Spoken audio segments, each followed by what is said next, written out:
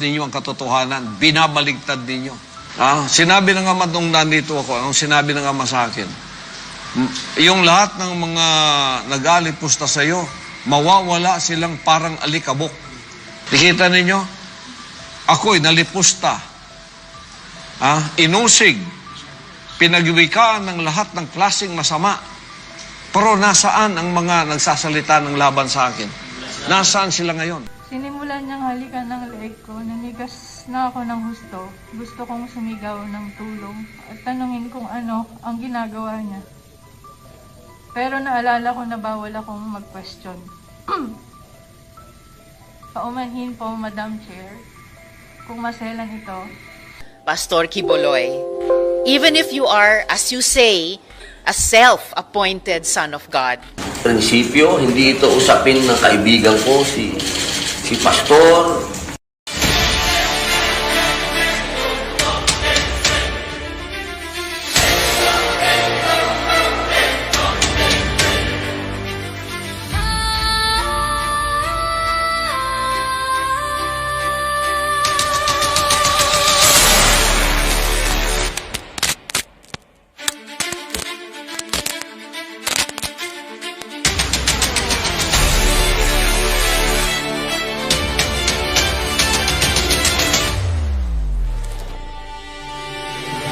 Subukan ninyo ako, subukan ninyo kami.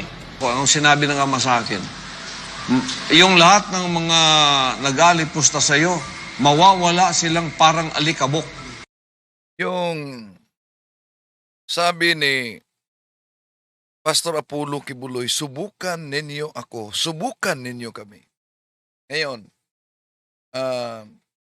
sa pagyayabang nitong self-proclaimed appointed Son of God, na nagsabing nagpakita daw sa kanya ang Diyos Ama.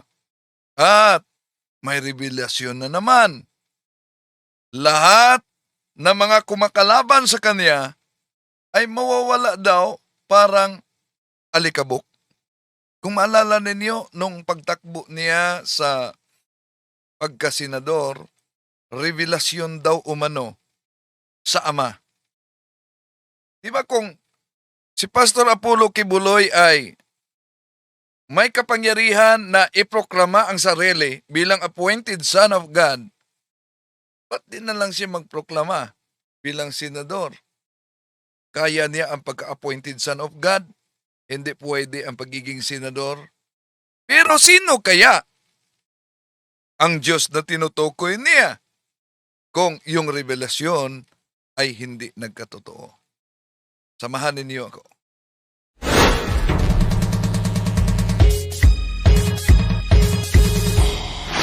Kumusta? Welcome. Muli, itong inyong lingkod, Brother Wendell Talibong, makasama ninyo sa pagkakataong ito at niniyahan natin ang ating mga suking taga-subaybay. Huwag kalimutang pindutin ang like sa ating live. At sa mga bago pa lang, huwag kalimutang mag-subscribe at pindutin ang bell button para updated kayo, mag-comment at i-share ninyo mga kapatid. At kung saan man kayo ngayon nakabase, inaaniyahan natin ang ating mga suking taga-subaybay. Huwag kalimutan din na i-comment kung saan kayo ngayon nagsubaybay para alam natin kung saan napaabot ang video na ito. So bago tayo papasok sa punto por punto, may malawak na research na isinagawa ang Rapplers kaugnay sa pagkatao ni Pastor Apollo Kibuloy. At eto mga kapatid. Isang araw noong 1974, may isang lalaking nangunguna sa pagdadasal sa isang maliit na chapel Ito ang pagsisimula ni Pastor Apollo Kibuloy. sa Davao City. Hindi lalampas sa 200 tao ang kasama niya. Habang nangunguna ang lalaki sa pagdadasal, napatigil siya. Pinikit niya ang kanyang mga mata at tinaas ang kanyang mga kamay. Sabi niya, "Yes, Lord. Yes, Lord." Tinanong ng lalaki ang kanyang mga kasama, "Nakikita niyo ba ang nakikita ko?" Sabi ng lalaki, pinipili na raw siya ng Diyos Ama. Nakaamoy ang mga kasama ng lalaki ng pabango. Tapos may isang nakakita ng malaking kamay. may hawak na pitsil. Ang laman ng pitsil, langis. Binuhos ng kamay ang langis sa ulo ng lalaki. Sabi ng lalaki, tapos na. Napili na raw siya ng Diyos Ama. Siya na raw ang bagong anak ng Diyos. Ang bagong Jesus. Ang tagapagligtas ng lahat ng tao. Siya, si Apollo Kibuloy. At marami ang napaniwala talaga ni Pastor Apollo Kibuloy, na siya ang appointed Son of God. Ayon kay Pastor Apollo Kibuloy, nung tumakbo siya sa pagkasenador, merong mahigit daw 8 milyon ang kaanib niya sa siktang itinatag niya. Pero nakapagtataka din, kung 8 milyon, bakit mahigit 5 milyon ang boto niya sa eleksyon? Okay, tuloy natin. Marami na siguro kayo narinig tungkol kay Apollo Kibuloy. Pinakasikat siya sa mga nakakamanghang mga kwento. Marami sa kanila nakakatawa. Isa sa mga kwentong ito yung nirecite ko kanina. Ito yung kwento kung paano raw siya pinili ng Diyos. Pero marami pang iba. Sabi So, napansin ninyo yung iba't ibang mga founders sa tagapagtatag sa sikta, meron silang sarili na kwento kung paano sila napili. Pero ang tunay na simbahan must be apostolic in origin. Kaya nga sa Council of Nicaea, idineklara na the church founded by Christ must be apostolic. Hindi lang dahil may kwento sila tulad ni Felix Manalo na pumasok sa silid, nagkulong 3 araw, 3 gabi, walang kain, paglabas, naging anghel na. Si Muhammad sa Islam, ganun din. Meron din sayang sariling revelasyon daw na si Anghel Gabriel ay nagpakita sa kaniya at ibinigay yung Quran. Punta naman tayo sa Mormons, ganun din. Mormons may sarili din na revelasyon. Punta tayo sa Seventh-day Adventist, ganun din ang Seventh-day Adventist, si Ellen Goldwhite na kinikilalang propeta, meron din siyang sariling revelasyon. At marami ang natangay sa maling akala. ni Kibuloy napipigilan daw niya ang mga lindol. Lumindol. Sabi ko na stop. Eh di yung stop din. Pasalamat kayo sa akin. At nakokontrol daw niya ang landas ng mga bagyo. Baka i-stop ko yung bagyo, baka Magalit din sila. magalit na naman. So, pinabayaan na lang natin. Oh, yan. Hindi niya kinontrol ang bagyo dahil yung sinabi niyang na-stop niya ang lindol, nag-viral yon. At inulan siya ng iba't ibang komento negative kaugnay sa pagpahinto niya umano sa lindol. Nakakamangha at nakakatawa. Pero para sa maraming tagasunod niya, kapanipaniwala. Ito ang dahilan kung bakit isa siyang napakamakapangyarihang tao. Kaya mahalagang pag-usapan natin ang kanyang kwento. Pero sa bidyong ito, hindi natin pag-uusapan ng mga nakakamangha at nakakatawang kwento ni Kibuloy. Mga distraction sila. Nilalayo nila tayo sa mga mahalagang kwento tungkol kay Kibuloy. Mga storyang hindi nakakatawa, kundi nakakagambala. Ang kwento ng kanyang kaharian ng pera.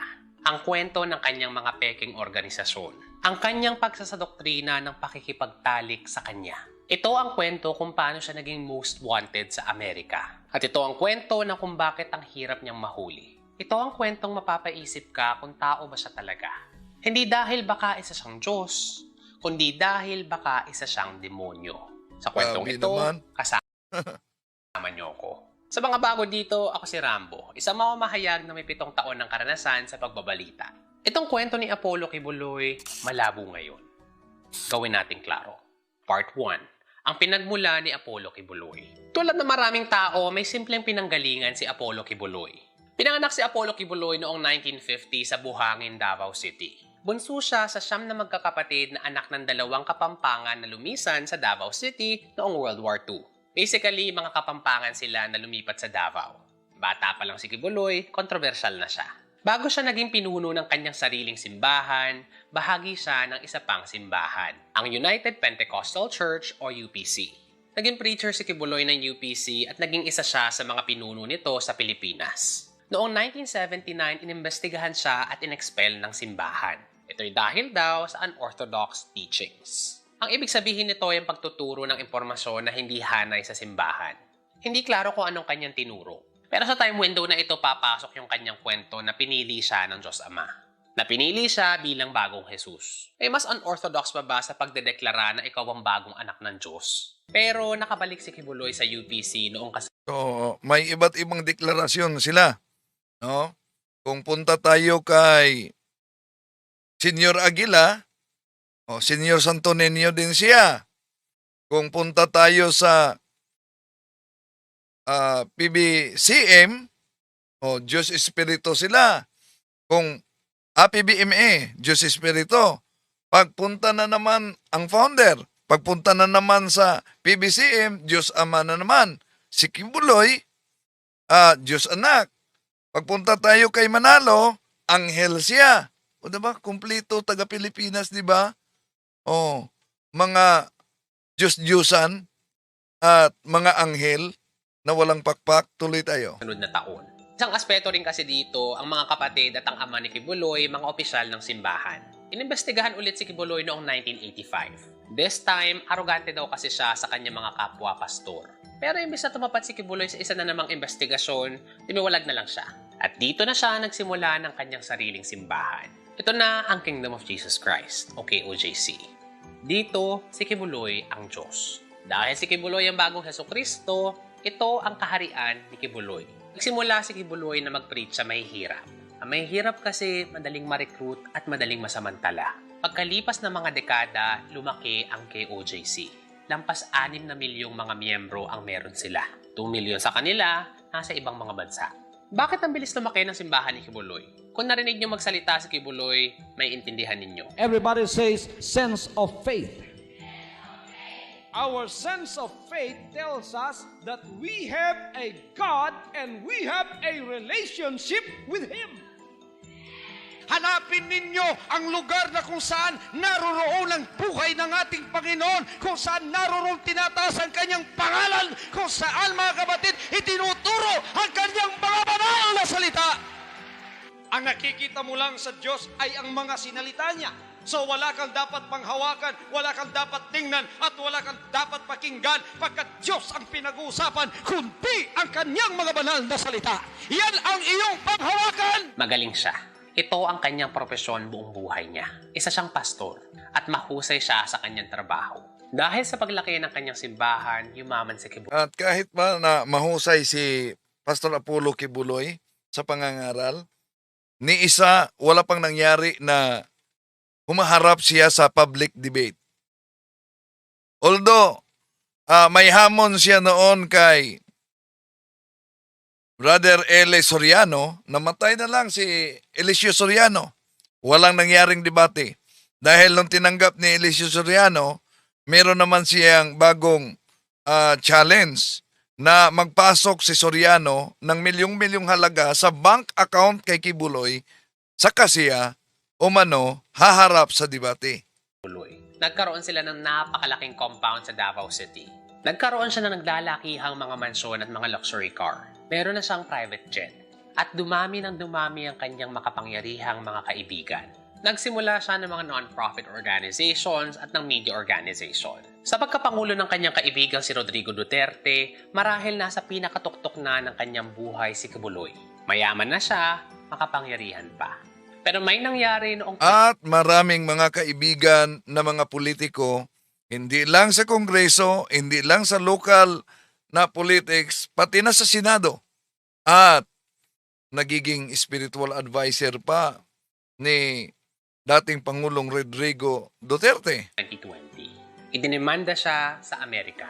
Nakita ng mga prosecutor sa Los Angeles, California na si Kibuloy allegedly sangkot sa iba't ibang mga krimen. Paano naging sangkot ang matagumpay na pastor ng isang malaking simbahan sa mga krimen? Well, it turns out, posibleng kaya lamang siya ganito katagumpay at ganito karangya ang buhay ay dahil mismo sa kanyang di umano'y kriminalidad. Part 2. Ang sistema sa kaharian ni Kibuloy. Bago natin maintindihan yung mga alleged crimes ni Kibuloy, kailangan nating maintindihan yung sistema sa kanyang simbahan. Dito kasi mismo sa pamamalakad ng kanyang simbahan lumabas ang mga problema. Ito ang una ninyong kailangan malaman. Money-making scheme ni Kibuloy ang KOJC. Sa simbahang ito, ang pera ay para sa Diyos nito, si Kibuloy. Dahil dito, nasa gitna ng kanilang pananampalataya ang pera. Kung sa ibang mga simbahan, uso yung mga tithe o yung 10% ng sweldo, ibibigay sa simbahan para sa KOJC, wala pa ito. Sa kwento ng mga former members, sinasabi nila na ang hinihingi ng KOJC, lampas pa sa kanilang kinikita. May detalyadong series dito ang Rappler. Nireport ito at sinulat ni Inday Barona at ni Herbie Gomez. Kailangan nyo ito mabasa. Iiwan ko yung link sa description ng video na ito. Ayon sa pakikipag-usap ng Rappler sa mga former members ng KOJC, ang simbahan nabubuhay sa solicitation, sa paghihingi at panlilimos ng pera. Ang gumagawa ng lahat ng ito, ang mga miyembro. Ang mga miyembro ng KOJC, mula pagkabata hanggang pagkatanda, pinagsosolicit ng simbahan. Pinapalimos sila ng simbahan at meron silang mga quota.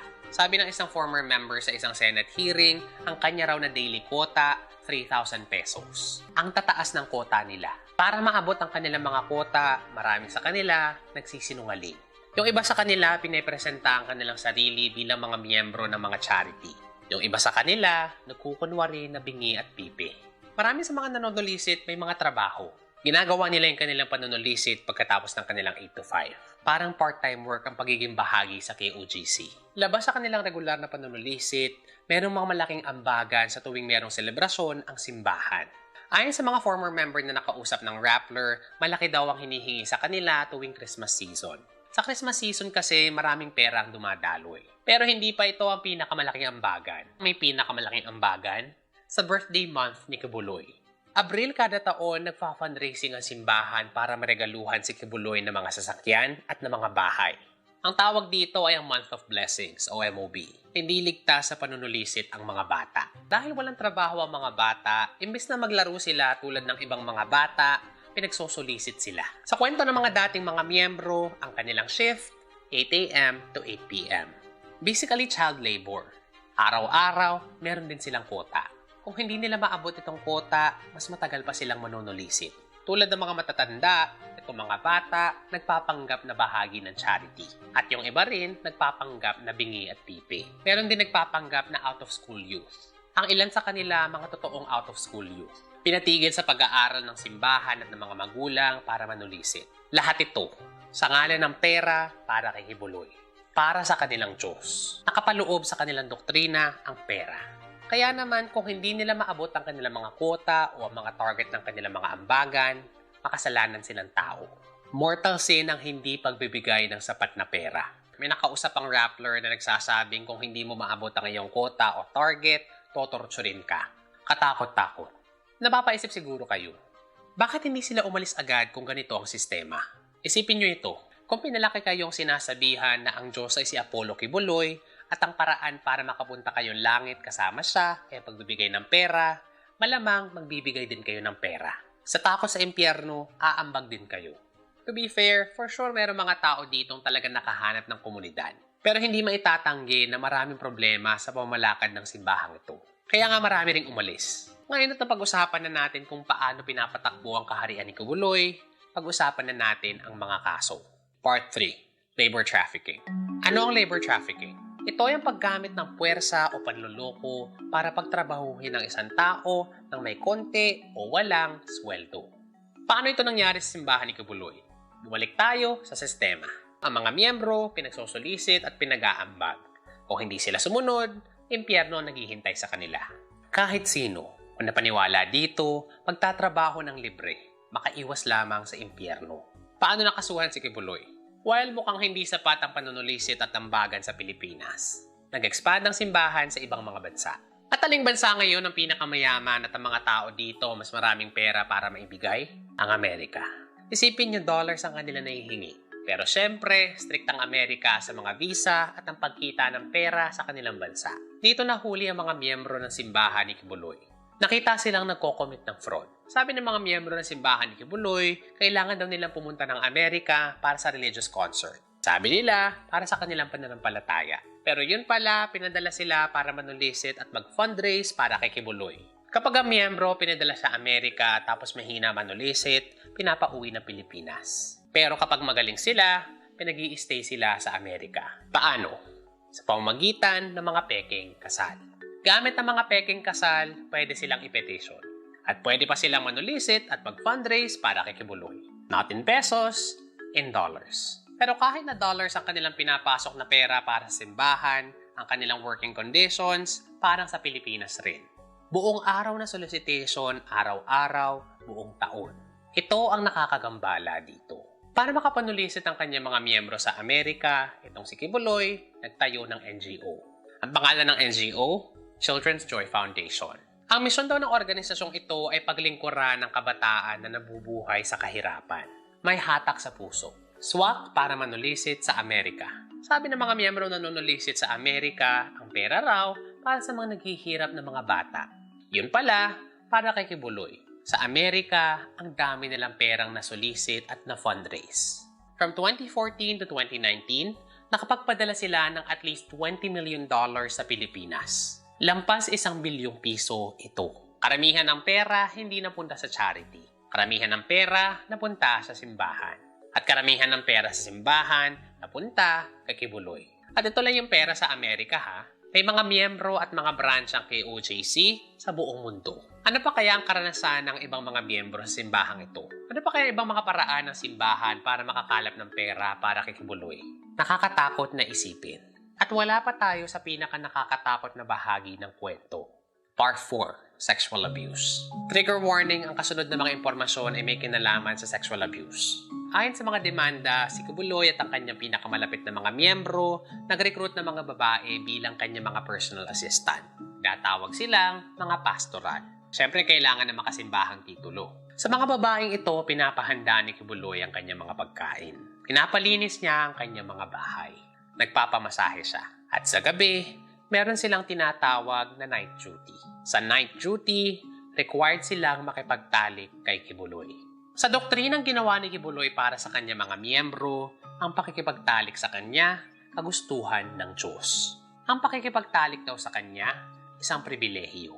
Sa doktrina ni Kibuloy, ang pakikipagtalik sa kanya ay katumbas ng pag-aalay ng sarili sa Diyos. Totoong nakakaistorbo. Nangyari daw ito mula as early as 2002 up to as late as 2018. Ang pinakabata daw dito sa mga babaeng naging pastoral, 12 years old. 12 years old. Nakakagalit na isipin kung anong pinagdaanan ng mga babaeng ito. Lalo na yung mga bata na walang kaalam-alam. Pinagsamantalahan sila. Kung totoong nangyari ang mga ito, paano ito nagawa ni Kibuloy? How did he get away with it? Marunong siyang lumaro ng politika. Part 5. Ang politikong si Kibuloy. Bago pa man naging kilala si Kibuloy, meron na siyang kakampi sa politika. Si Rodrigo Duterte. Sa Davao, naging political ally ni Kibuloy si Duterte. Tinatawag pa nga spiritual advisor ni Duterte si Kibuloy Merong isang notable case noong 2008 nung nasa Davao sila pareho. Ayon sa kwento, merong isang indigenous leader na kumalaban kay Kibuloy. Si Dominador Jarog. Noong panahong iyon, ayaw ibenta ni Jarog ang kanyang lupain kay Kibuloy. Si Kibuloy kasi gustong i-expand ang kanyang simbahan. Pero kailangan nila yung lupa ng mga IP. Ang nangyari, pinatay si Jarog. Sa takot, lumaya sa mga IP sa lupa at kinuha ito ni Kibuloy. Pinaniniwala ang pinapatay ni Kibuloy si Jarog. Walang nahanap na pruweba ang investigasyon. Ang mayor ng Davao noon at ang may hawak ng pulis, si Duterte. Pinaniniwala ang pinrotektahan ni Duterte si Kibuloy. Close si Duterte at si Kibuloy. Noong tumakbo si Duterte sa pagkapangulo, lahat ng resources ni Kibuloy binigay niya kay Duterte. Inendoso ni Kibuloy si Duterte at pinahiram pa ang kanyang private jet. Noong nanalo na si Duterte, ang SMNI, ang media organization ni Kibuloy, parot ng administration. Tulad ng kanyang simbahan, ang SMNI, pinapatakbo ni Kibuloy para sa kanyang interes. Muli namang ipinaalala ni Pastor Apollo na wala siyang interes, kundi ang mangaral ng salita ng Diyos at tumulong sa ikabubuti ng bansa para sa Diyos at sa Pilipinas kumahal. Ito si Jade Calabroso, SMNI News. Dahil parot ng Duterte administration ng SMNI, nirewardan ito ni Duterte. Pagkatapos na maling ipasara ang ABS-CBN, binigay ni Duterte ang frequency ng ABS-CBN sa SMNI. Sa ilalim ni Duterte, narating ni Kibuloy ang kanyang pinakatuktok. Kakampi niya ang Pangulo. Ang SMNI, kakampi ng administrasyon. Ang kanyang simbahan, katulad niya, untouchable. Kahit na ang Amerika, hindi siya mahabol dahil kay Duterte. Pero natatapos ang lahat ng administrasyon. Nagbago ang lahat kay Kibuloy pagkadating ng administrasyon ni Bongbong Marcos. Ito na ang downfall ni Apollo Kibuloy. Ang unang pagkakamali ay nanggaling sa SMNI. Sa isang programa kung saan as usual, puro kasinungalingan ang kanilang pinapalabas, maling tao ang kanilang kinalaban. Kinalaban ng SMNI si House Speaker Martin Romualdez, ang nagkukumpas ng Kongreso at ang pinsan ng Pangulo. Meron akong video na pinapaliwanag ang buong issue na ito. Ang kailangan niyo malaman, nagkamali ang SMNI na itatake nila si Romualdez. Dahil dito, kinalaban sila ng Kongreso. Inimbestigahan ng Kongreso ang SMNI. Sa huli, nanawagan ng Kongreso na isuspinde ang SMNI. At nangyari ito. Kasabay nito, nagsimula ng sariling investigasyon ng Senado. Ang tuon naman ng Senado, ang mga abuso sa loob ng simbahan ni Kibuloy. Ito yung labor. Yan sa kapangyarihan, yaman ni Pastor Apollo Kibuloy. Sino ba ang mag-akala na mangyari ito sa kanya? Sa dami niyang mga kaibigang politiko na napansin ninyo na kahit nga si Senador Robin Padilla, no, matalik niya na kaibigan.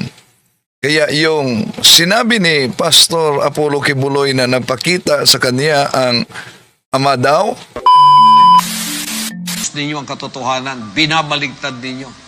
Sinabi ng ama nung nandito ako, ang sinabi ng ama sa akin, yung lahat ng mga nag-alipusta sa iyo, mawawala silang parang alikabok. Mawawala daw na parang alikabok. Kung hindi nangyari yung naging senador siya dahil ang ama daw ang nagsabi na dapat tatakbo siya. Ngayon, nagsabi siya na ang ama na naman ay nakipag-usap sa kanya. Lahat na mga kumakalaban siya sa kanya ay mawawala. Paano ngayon kung tignan natin ang utos ng ating Panginoon Jesucristo sa Biblia, ipanalangin ninyo yung mga kumakalaban sa inyo. Taliwas yata sa pahayag ni Pastor Apollo Kibuloy na ano? Ninyo ang katotohanan, binabaligtad ninyo. Sinabi ng ama nung nandito ako, ang sinabi ng ama sa akin, yung lahat ng mga nag-alipusta sa iyo, mawawala silang parang alikabok. Yon, mawawala daw na parang alikabok. Kaya salungat ito